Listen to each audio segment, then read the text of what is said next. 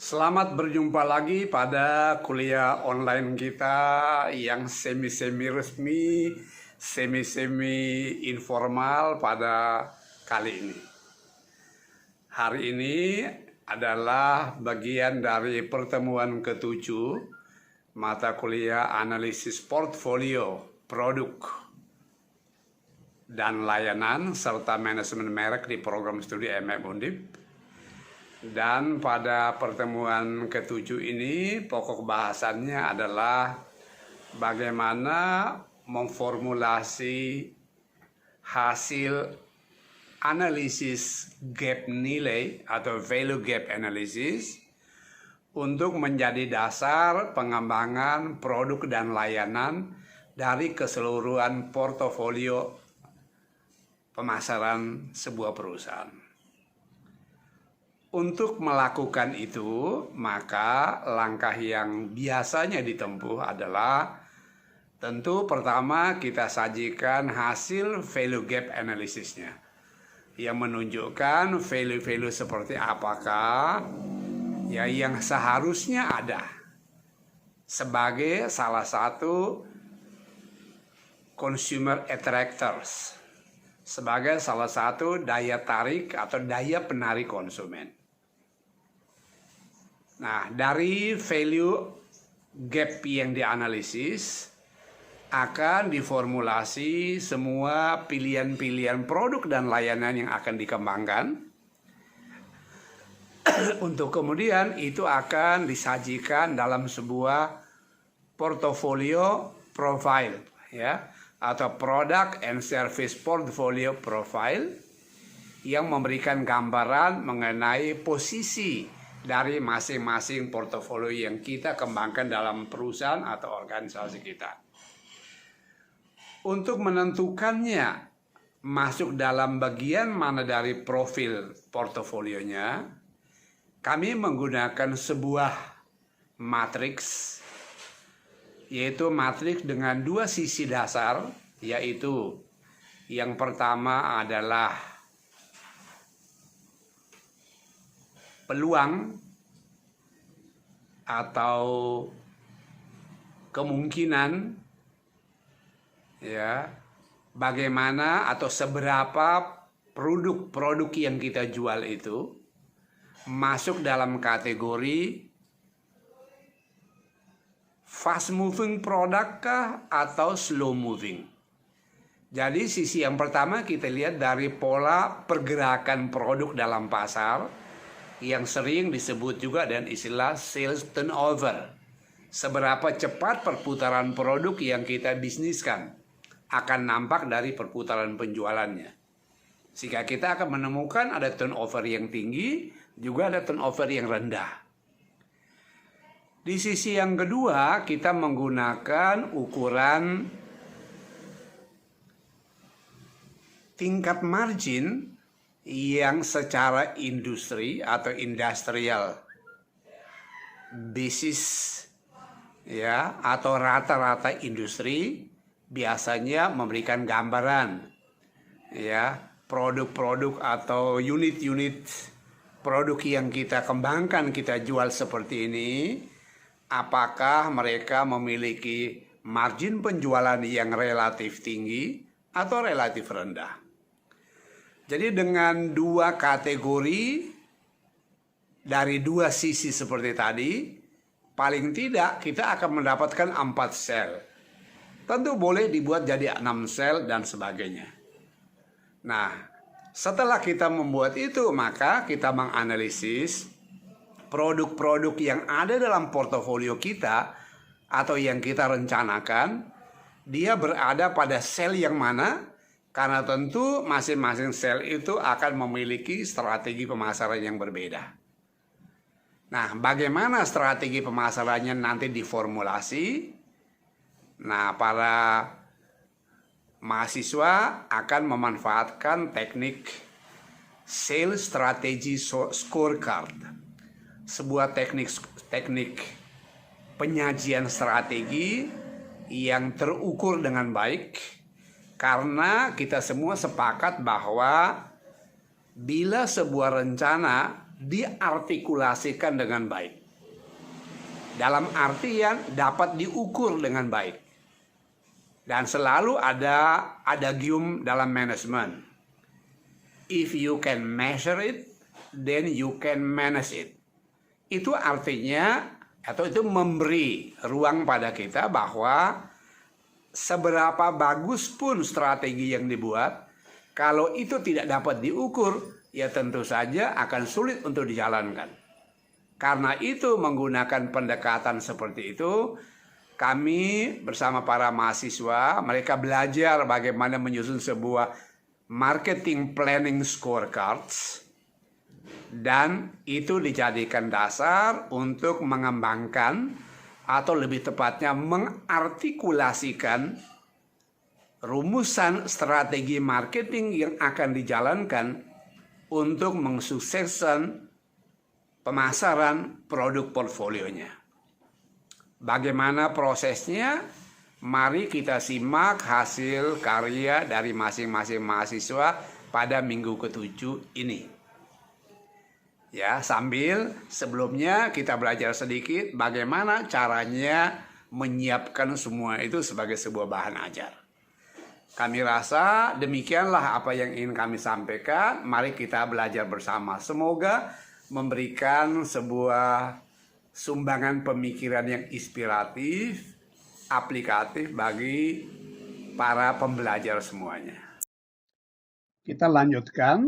Pokok bahasan pada pertemuan ke-7 ini adalah Product Service Portfolio Marketing Planning Scorecard. Ya, yang kita lakukan karena atau setelah kita menyiapkan peta portofolionya. Dan seperti pokok bahasan kita yang harus kita ikuti, ya, setelah kita melakukan pemetaan portofolio kita menyusun dalam bentuk sebuah produk portfolio profile. Ya, dua proses itu dilakukan sebagai awal sebelum melakukan penyusunan marketing plan-nya.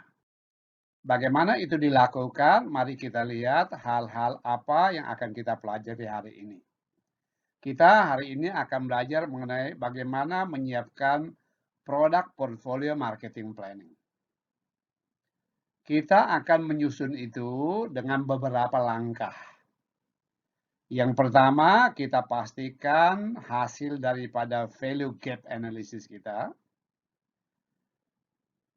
Dari situ kita bisa melihat bagaimana peta nilai produk yang ingin kita tawarkan,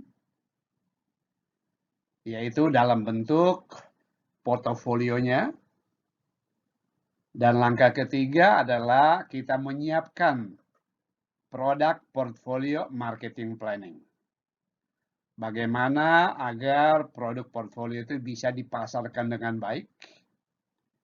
Dan kita akan menggunakan teknik scorecard atau marketing scorecard untuk mengembangkan rencana kita.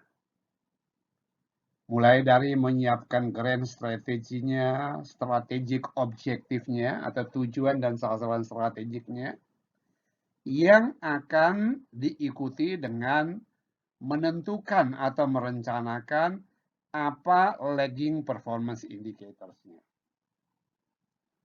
Sasaran akhir yang bisa diukur. Ya, mengapa bisa diukur? Tentu semua kita belajar ada adagium yang menarik. Selalu kita ingat adalah if you can measure it, then you can manage it. Karena itu semua kita gunakan indikator-indikator kuantitatif agar mudah diimplementasi bahkan dievaluasi. Untuk mencapai sasaran akhir itu, kita harus melewati sebuah proses. Karena itu langkah yang keenam adalah kita harus menyiapkan leading performance indicators atau strategi.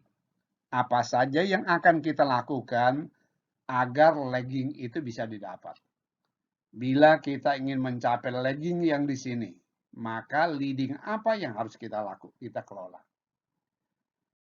Baik, seperti yang kita pelajari kali lalu, dan ini yang diselesaikan, rangkaian kegiatan inilah yang kita siapkan dalam value analysis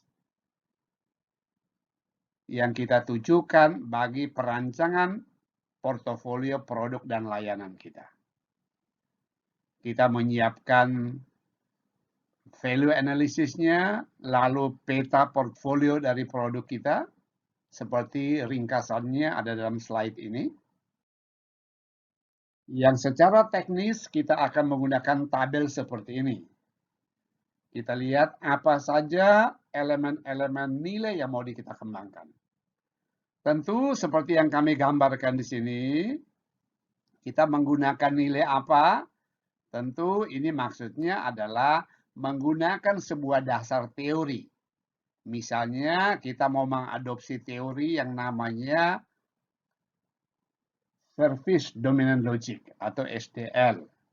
Sehingga kita bertanya, value apa saja yang harus kita siapkan agar produk kita memiliki prospek yang baik. Karena disiapkan expected position-nya dengan value-value itu, lalu existing position-nya seperti apa, dan dari situ kita bisa menemukan gap apa yang kita temukan. Setelah gap itu kita ketemukan, lalu kita akan memetakan dalam bentuk apa? Ya, dalam bentuk sebuah matriks. Ya, yang kami sebut turn-gain matrix for product or service product portfolio, product portfolio. Apa tujuannya? Untuk kita dapat memetakan di mana produk kita berada. Dalam pendekatan ini, matriks kita susun dengan menggunakan dua faktor, yaitu faktor yang pertama adalah bagaimana kecepatan produk itu di dalam pasar, atau yang disebut juga dengan sales turnover. Seberapa cepat perputaran penjualan terjadi, atau seberapa cepat barang itu laku di pasar, yang nanti akan muncul dalam bentuk ada produk yang turnovernya tinggi, itu kita sebut sebagai fast moving product. Tapi ada yang sebaliknya slow moving product. Sedangkan yang kedua adalah kita menggunakan ya apa yang kita sebut dengan sales margin. Ada produk yang memiliki margin yang tinggi, ada yang margin rendah. Tentu kita harus mengkaji dengan menggunakan industrial basis untuk melihat bagaimana ya rata-rata industri dalam mendapatkan sebuah tingkat sales margin dalam bisnis ini. Atau perusahaan berdasarkan pengalamannya dapat menentukan mana yang memiliki margin tinggi, mana yang memiliki margin rendah dalam kegiatan penjualannya. Margin artinya selisih laba ya, selisih yang bisa menjadi bahan, menjadi dasar menghitung laba akhir setelah potong macam-macam biaya lagi. Dari sini kita bisa memetakan produk-produk kita bisa dalam kategori A, fast moving, high margin. Atau kategori B, fast moving, low margin. Atau kategori C, ya, slow moving, high margin. Atau yang paling akhir adalah yang slow moving juga dengan low margin. Tentu kita bisa memilah di mana letak produk-produk kita. Mungkin ada produk kita di B, mungkin ada di A, dan sebagainya. Atau mau merencanakan bagaimana menggeser produk-produk kita untuk berpindah sel. Nah, jadi untuk itu maka kita akan menganalisis. Mungkin di A kita memiliki beberapa jenis produk, B, C, D, dan lain sebagainya. Jadi dari pemetaan ini dengan menggunakan tadi, kita bisa melihat bagaimana profil produk-produk kita.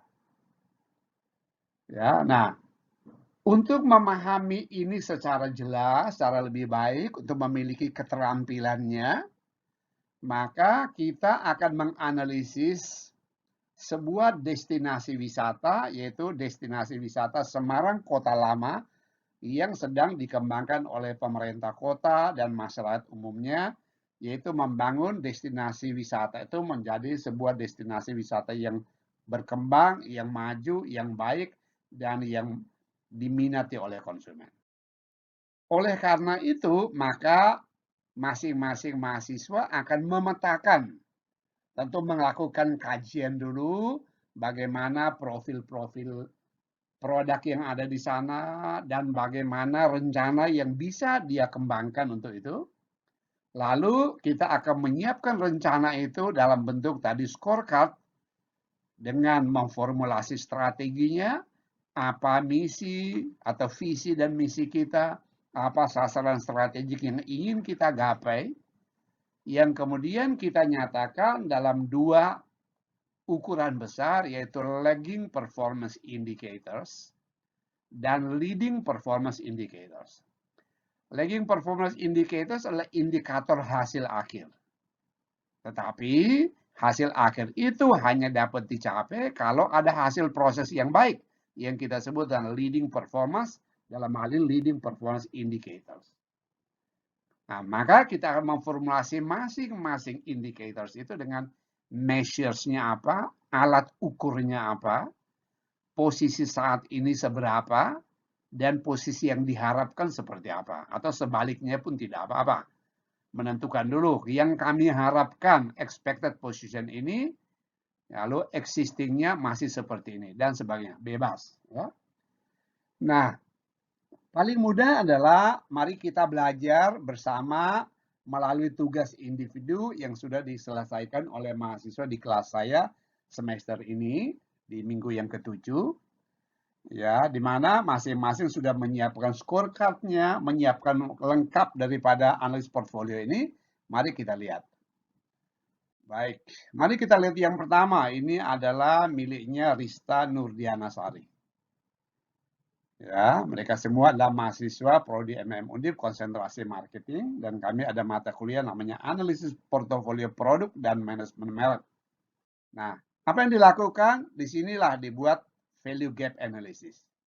Untuk menganalisis apa saja yang seharusnya ada menurut pandangan konsumen dan para konsultan ini, yaitu mereka berlaku sebagai konsultan pemasaran Pemkot Semarang, ya, ya, sebagai konsultan untuk Pak Hendi, ya. Pak Hendi adalah alumni MM Undip juga, ya. Nah, ini bisa membantu Pak Hendi, adik-adik angkatannya di Undip. Dan mereka rumuskan value gap, apa yang masih harus dikembangkan. Ya, masing-masing kembangkan itu, atas dasar itu sebuah matriks portofolio disusun. A, B, C, D, ya, yang kemudian dipetakan supaya lebih gampang adalah, oh, kategori D adalah produk seperti ini, kategori C, kategori B, kategori A. Artinya produk-produk ini yang sebaiknya ada dalam portofolio produk wisata Semarang Kota Lama. Ya, bagaimana perencanaannya dibuat? Nah, ini dilakukan strategi scorecard-nya, ya, mulai dari strategik objektifnya, strategi objektif, lalu strategik objektif sasarannya, disertai dengan lagging performance indicators maupun leading performance indicators. Dan seterusnya, ya, hingga kita lihat di sini semua dirumuskan secara terukur sehingga nanti mudah untuk dijalankan. Ya, seperti ini, ada berapa produk? 10, 12 macam produk, 14. Jadi itu yang disajikan oleh mahasiswa yang pertama. Ya. Mari kita lihat mahasiswa yang kedua, ini Muhammad Nastabik. Ya, sama apa yang dilakukan. Ini produk-produk yang diangkat. Ya, dia lakukan dulu gap analysis, ya. Ya, value-value apa yang harus dihasilkan kalau belajar dari service domain logic. Ini ada historical value, green, perceived value, dan lain sebagainya. Ya, ya, dan ini dirumuskan semua dalam bentuk, oh, value gap-nya ada di mana. Ya, ini dicari, dianalisis mana yang sebaiknya, dan atas dasar itu matriks portfolionya disusun seperti ini. Oh, yang kelas A. Oh, ini yang seperti ini. Produk kategori C dan sebagainya. Masing-masing dengan karakteristik portofolionya. Dan atas dasar itu disiapkanlah sebuah scorecard seperti ini. Scorecard ini penting ya untuk membantu kita mengartikulasikan strategi dengan mudah, dengan baik. Ya, karena semuanya terukur dengan gampang kita bisa melihat apa yang mau dicapai. Baik, masih yang ketiga, ini adalah Agnia Aska Amalia. Nah, apa yang disiskan? Sama menganalisis value gap dari semua yang diharapkan ada. Ya, seperti kita bisa lihat di dalam slide yang ditampilkan.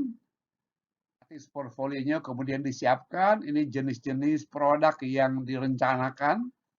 Sebaiknya ada seperti ini di kawasan wisata itu. Ya. Dengan karakteristik A, B, C, D masing-masing diformulasikan dan atas dasar itu scorecard disampaikan ya seperti yang. Jadi para pembelajar pentingnya sebuah mimpi, sebuah cita-cita kita artikulasikan dengan baik. Nah, cara mengartikulasikan dengan baik adalah tadi petakan dulu apa yang mau kita tuju, lalu kita scorecardkan. Yang berikut adalah Fajrul Falah Nasaruddin ya sama menganalisis ya dimulai dengan value gap. Semua masing-masing dikaji, dilihat apa yang diperlukan, apa yang seharusnya ada di sana seperti yang slide ini ya. Dan karena itu memberi ruang untuk pengembangan. Sehingga mungkin arahnya adalah seperti ini bentuk-bentuknya. Ya, dengan scorecard yang dirumuskan apa saja yang harus ada di sana, apa saja yang perlu dikembangkan, ya. Dan inilah skill perencanaan pemasaran atas dasar pemetaan portofolio produk yang baik. Tidak kalah penting kita bisa lihat yang berikutnya adalah yang dilakukan oleh ini Lalita Sekar, ya dari balik jendela kampusnya dia menganalisis ini. Apa yang dilakukan sama polanya menyiapkan tadi apa saja gap yang ada di sana dan karena terus dikembangkan. Akan dikembangkan dengan cara apa, dengan polanya terserah seperti apa. Ya, yang A, B, C dan mereka akan menyiapkan apa rencana-rencana pemasaran yang perlu dilakukan kalau itu ingin dikembangkan menjadi sebuah objek wisata yang baik. Ya, secara lengkap ini disajikan. Ya. Dan kita bisa membaca, oh begitulah strategi dirumuskan dalam bentuk sebuah scorecard pemasaran atau penjualan. Ya. Baik, kita pindah pada yang berikutnya adalah analis portfolio produk yang dilakukan oleh saudara Lely Dik. Nah, apa yang digambarkan sama, mereka selalu mengecek di manakah value gap yang bisa dimunculkan, apa saja yang ada di sana. Oke, dan sama dibuatlah scorecard-nya, dibuatkan petanya, yaitu tadi matriks yang diharapkan seperti apa. Nah, ini produk-produknya digambarkan di sana. Sekian macam produk dikategorikan dan ini bisa menjadi salah satu strategi untuk mengisi unsur-unsur penarik konsumen datang ke tempat wisata ini. Ya, kemudian diformulasi dalam sebuah scorecard ya yang sangat detail apa yang harus dikembangkan di sana. Tentu measure ini adalah ringkasan sangat garis besar mengenai apa yang harus dilakukan. Tentu detailnya nanti ya harus kita narasikan dalam bentuk narasi-narasi strategik yang kita sajikan untuk presentasikan pada Board of Director.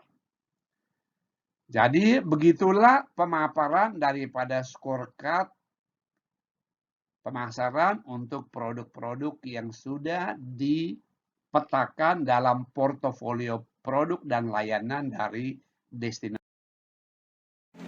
Baiklah, jadi demikianlah kita sudah belajar beberapa contoh bagaimana sebuah